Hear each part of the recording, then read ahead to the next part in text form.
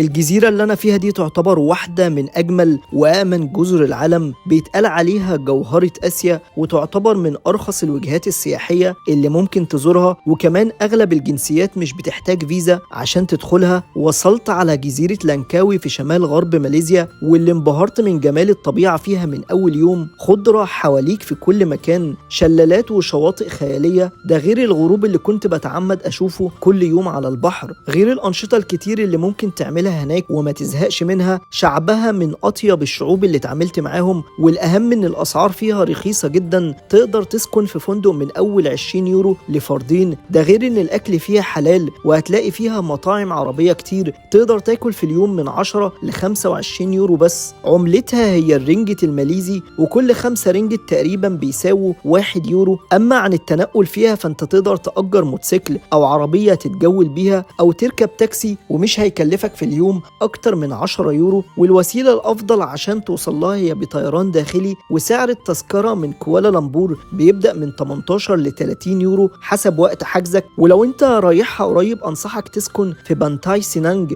وده واحد من أشهر وأجمل الشواطئ في الجزيرة. أما لو حابب تكون في قلب المدينة وجنب الأسواق الشعبية فأنصحك بكو تاون. فلو مهتم أكتر عنها تابع معايا رحلتي فيها، عشان هقولك في الأيام اللي جاية إيه الأنشطة اللي تقدر تعملها هناك، وإزاي تستغل رحلتك في لانكاوي أحسن استغلال.